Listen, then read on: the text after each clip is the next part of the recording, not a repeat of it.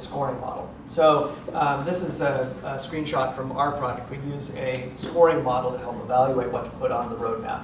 But this can be done in different ways. We talked with a lot of product managers who are using spreadsheets. And they can be as complex or as simple as you want. But basically what you're doing is you're taking these initiatives that you think you might want to put on the roadmap, and you are ranking them on a benefit versus cost basis, right? So it's taking that model, the benefit versus cost that you saw visually, and it's in a sense quantifying it.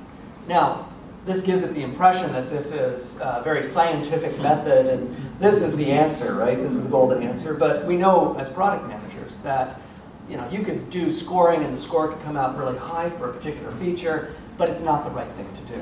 There might be something else from a competitive perspective, internal political perspective. There are a lot of different reasons to implement something that may not be visible by using a scoring model. But a scoring model is a great tool to have at your disposal. And the nice thing about a scoring model or some sort of visual representation is that it makes the conversation with stakeholders easier. So when they ask you, why did we do this? You can say, well, this is the criteria that we used. This is the way that we thought about this decision. And so this can be either a one-person thing that you do. You sit down and go through the scoring model yourself, or it can be part of a team, product team process, or you can do this with your stakeholders.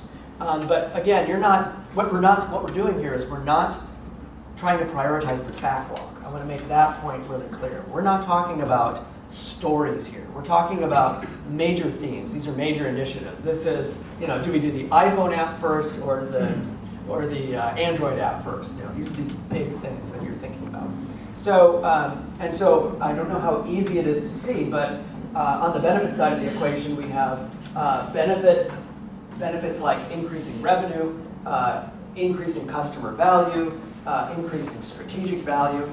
And in this model, at least in our tool, this is all customizable.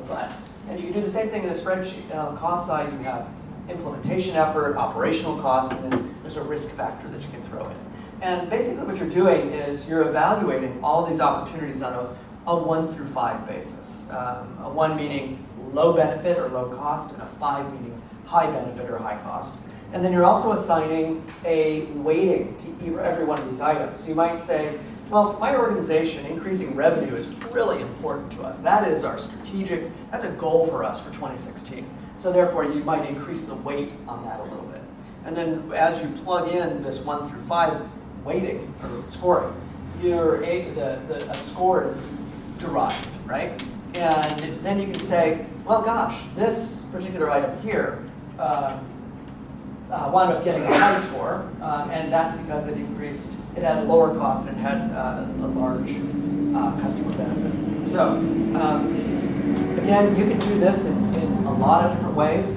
As part of the process of building our product, we talked with a lot of product managers and got a lot of sample spreadsheets about the way that they think about it. So I've seen a lot of different ways of doing this weighted scoring.